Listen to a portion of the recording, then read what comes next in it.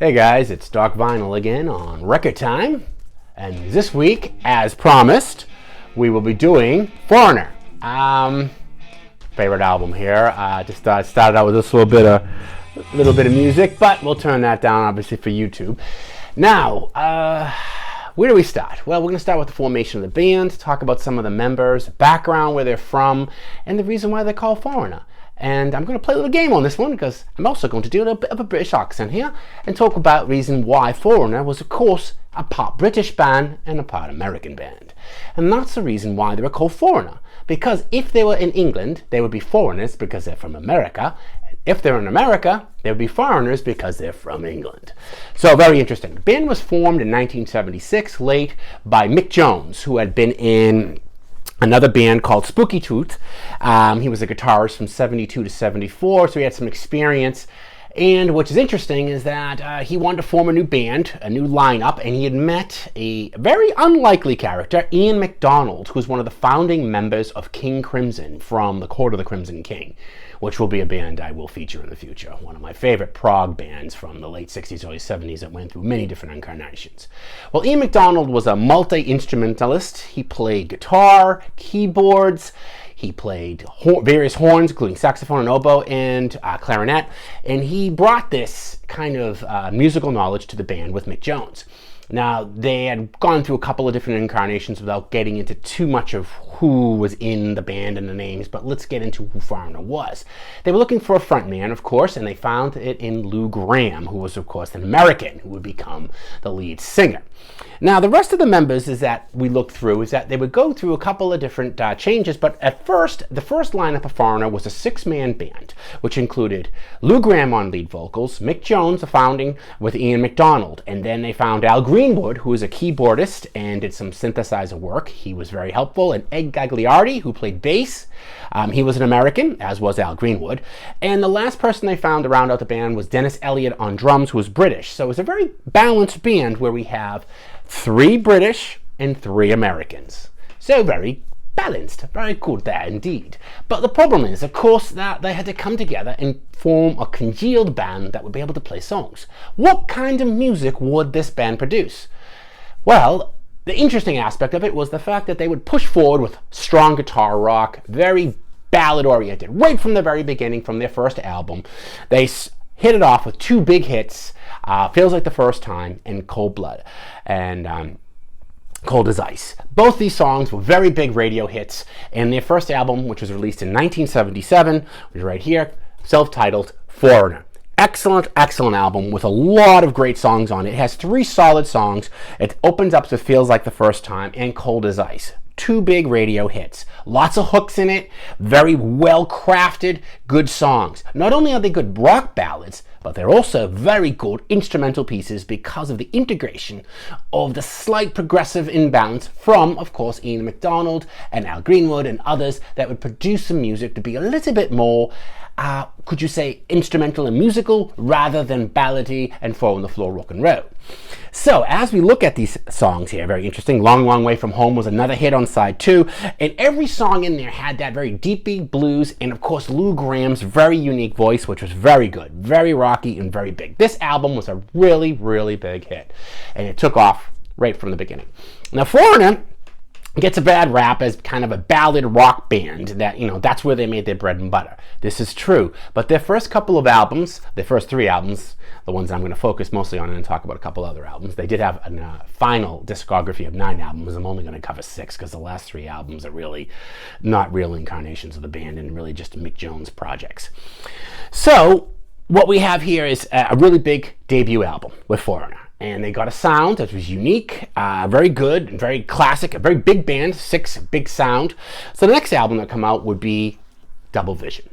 Very big album. Double Vision was very, very, very popular. Lots of big hits on this one too. This one starts off with Hot Blooded. And then there are a couple of back songs in here. Love Has Taken Its Toll, which is one of my personal favorites. And then on side 2, Double Vision, which of course is the album's sake's name. Lonely Child. And then of course one of the big hidden gems on this album, Spellbinder. Very good guitar work, very solid, very much in the same mold as the first album. Very classic, very good, very well crafted rock and roll, sort of right in the face there. Very good. The keyboards were integrated well, and there was lots of horns because, of course, Ian MacDonald's influence in the band, being able to play various instruments, including various woodwinds and what have you, giving it a coloration that was very unique at that time, where you have a rock and roll, blues, R&B based band with a very, very colourful and lovely instrumentation with the woodwinds. Now, of course, what we see here is a great lineup, and really what really becomes really a problem. And the problem is that they are a victim of their own success. With 2 albums, both with multitude of hits on both of them, the record label is very excited about the sales, so they want to see this keep going, so they have to produce more and more hits. The 3rd album with this same lineup was, again, I do like this album, but it did not commercially do as well as the other albums, and it was called Head Games. Now, one of the problems with this album, believe it or not, I did a little research, was the album cover, which was considered a little risque for the time. This album was released in 1979. It's a girl, a young lady, young girl in a men's bathroom, erasing her name from the wall, so this was considered ooh. And it actually impacted sales. A lot of people thought this was really bad. Now, of course, with the song Dirty White Boy on there, which one of my personal favorites, and this album cover, I think it really gave it a negative connotation. Love on the Telephone is interesting, and one of the hidden gems on this album is Rev on the Red Line. Excellent song, strong guitar, very good. Now, the band was starting seeing fractures at this point. The formula that they had for the first 2 albums worked really well. This now was becoming more ballad-driven, and they were going for the hits, and they were going for more of a guitar-oriented sound and getting more and more away from more of a Mick Jones deciding band. The first 2 albums, you had a lot of input from every member of the band. Ian MacDonald, Greenwood, Gagliardi. Gagliardi, by the way, the bass player, had left by the 2nd album, and they replaced him with Rick Willis. But he becomes a bass player thereon. Makes some decent contributions, but the first 2 albums were really about the melding of these 2 styles. You know, the whole British and American side. It was really cool. That started to fall apart by Head Games, and Mick Jones started to take leadership of the band, and he wanted a very kind of Lou Gramm-driven voice with his guitar. Very formulaic, so you get the la-la-las of Lou Gramm's voice, and then he and the guitar work. Problematic because it did lead to a success, and one of their most successful albums, which would be the 4th. Now, after Head Games, the band really becomes a 4-man group. Al Greenwood and Ian MacDonald leave, and one of the reasons for leaving, and I mean, there's all sorts of stories if you go on the internet and look this up, there's a little rancor, but not a ton, but it was the different artistic direction that Mick Jones wanted to take the band in with Lou Gramm, and Ian MacDonald and Al Greenwood didn't feel that their input was taken as much, and you can actually see it a little bit on Head Games, and you could see where they were switching away. Now, the funny part about it is that they did make their impact, because when they go on to their 4th album, which of course is their most successful album by date, as of course Foreigner 4 with all the big hits, they still had to go out and find other musicians to replace Al Greenwood and Ian MacDonald. Now, this album, legendary, everyone knows it. It has such great hits on it. Jukebox Hero, Waiting for a Girl Like You, which was, of course, the power ballad of the time. Urgent is on here. Girl on the Moon and Don't Let Go, and I'm Gonna Win. A lot of great songs on this. Now, the couple of interesting things about Foreigner 4. After Ian MacDonald and Greenwood, which left the band before this album was released, they had to go out and find some studio musicians to fill their places. One of them was Junior Walker, famous R&B Motown saxophone player who does the saxophone solo in Urgent. Pretty interesting, which of course most likely would have been done by, of course, Ian MacDonald, probably in a different manner, of course, but since he was the horn player of the band. Very interesting. And then another interesting guest star on the Foreigner 4 album was keyboard work. Since both Ian MacDonald and Al Greenwood both played keyboards, they had to fill in some of the keyboard work, and that was done by a budding star, which of course would become very famous later, named Thomas Dolby. Very cool. So you see a lot of that stuff going on. Now, the Foreigner 4, by far their most successful album. You figure the first 2 albums successful, the 3rd album, Head Games, not doing so well. Now we get Foreigner 4, boom, big hits. Now they become the Mick Jones, Lou Gramm power ballad machine. We need a hit. We need a hit, and it becomes almost like a drug addiction with these albums. Well, we have to produce another album with another hit, and then the records companies want that. They want high sales, and it's just really part of the grind of the music industry of this time period. Now, Now the next album comes out, and it's not as successful as Foreigner 4, but it does have, and it does yield their first #1 US hit. And this album is called Agent Provocateur, and this one, of course, has the monumental hit, I Want to Know What Love Is. And everyone knows that song. The song was very popular, very famous, but to be truthful, and I am a Foreigner fan, I do like the band a lot. They're a four-man crew, and of course, the Foreigner 4 album reflects that. It's the fourth album, and there's only 4 men left. That's the reason why they call Foreigner and the fourth album Foreigner 4. Cool. So you've got that same lineup in here, which is Mick Jones, Lou Gramm, Dennis Elliott, and Rick Willis, which are playing on this album. And this album does yield that one ballad hit, which, I don't mind. It's a great song. It's got kind of nice romantic notions to it, but some of the other songs are just, frankly, I'm going to be honest, a weak. They're guitar ballady driven, the 4 on the floor, they're very formulaic. Not a lot of thought put into this album, personally. Definitely not one of the strongest albums by them. And then it leads to the last album with Mick Jones and Lou Gramm as the sentiment, and the same 4-man group. And this album comes out in 1987. It's called Inside Information. This album, again, tries to repeat the success of Foreigner 4 and Agent Provocateur with the #1 single, I Want to Know What Love Is. And the 2 big songs on this one were Say You Will and I Don't Want to Live Without You. And both of them, again, are formulaic. And again, this is not a strong album. And sales do reflect that. And they were trying to repeat the success of the earlier albums. Again, the album did okay, and then there are 3 other albums. These are the first 6 albums of the band. There are 3 other albums, and what had happened is Lou Gramm leaves the band.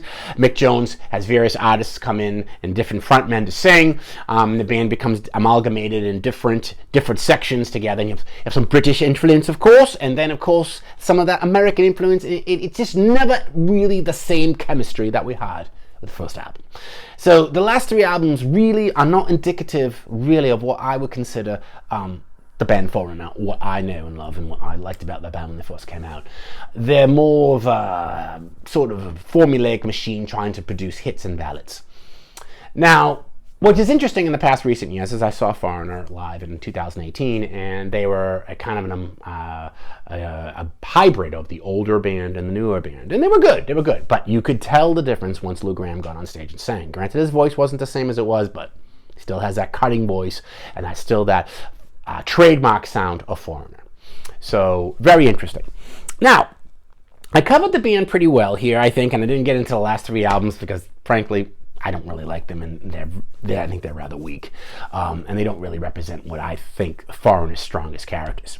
Now, for the 6 albums I covered, I'm going to do my top, my worst to best, and I'd like to go through that right now. And let's start with the last album. Of course, I'm going to go with the last album of the traditional setup of Lou Gramm and Mick Jones, of course, is this album.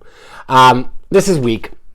It's got a couple of kitschy songs on it that I like. There's some hooks to it, but this is not solid work. And I think it really starts to show the denigration of the band, of the sound. And again, not very good. It had the 2 hits on it. There was somewhat of a hit, but this was not the punchy, balanced rock and roll song that we got from Foreigner back when they first were introduced. So this would be the worst one. The next one coming up will be Agent Provocateur, and what saves this album is, of course, I Want to Know What Love Is, which is a really good song. I do like the crafting of that song. I think it's excellent, but I think one of the problems is that this album is weak after that. It does really not, that doesn't congeal, and you're starting to see fissures in the crack of this album, and not very good. So that, again, would be the worst one.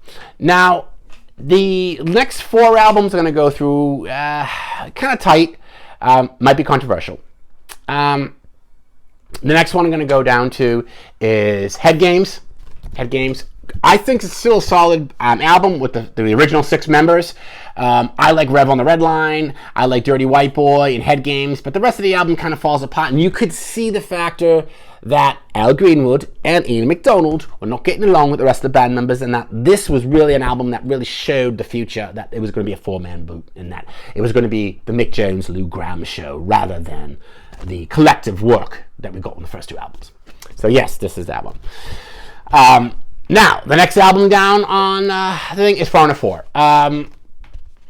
A lot of people probably mark this as the #1 album. I do not, personally. I think it's a good album. It's solid. It really shows the balance of the 4-man setup of Lou Gramm, Mick Jones, Rick Willis, and of course, Dennis Elliott. But I think it's overplayed. I'm going to be personal with you. Jukebox Hero, decent, good rock and roll song. Waiting for a Girl Like You, I like it, but it is a little cliche-ish.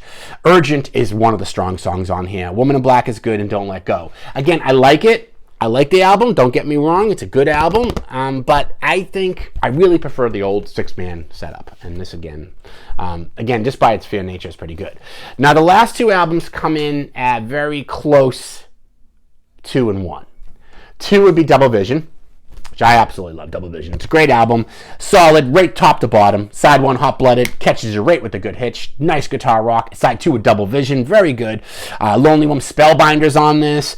Back Where I Belong, Love Is Taking Its Toll, very, very solid band. And this is really, shows what Foreigner could really do. Really kind of a mature version of the first album. But still, this is number 2.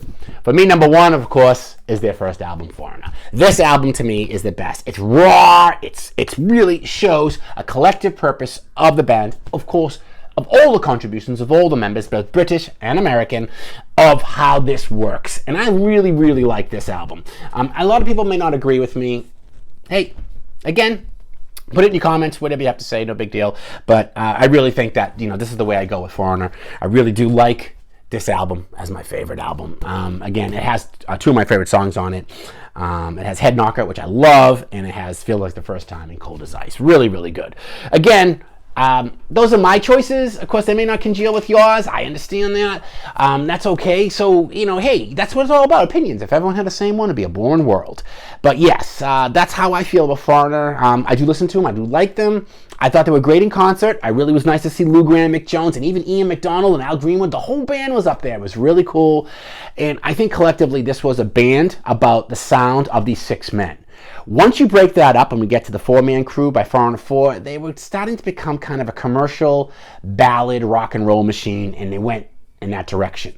And of course, that wasn't really what the original band was set up as. So, that's my take on Foreigner. I'd like to have you get some likes, please.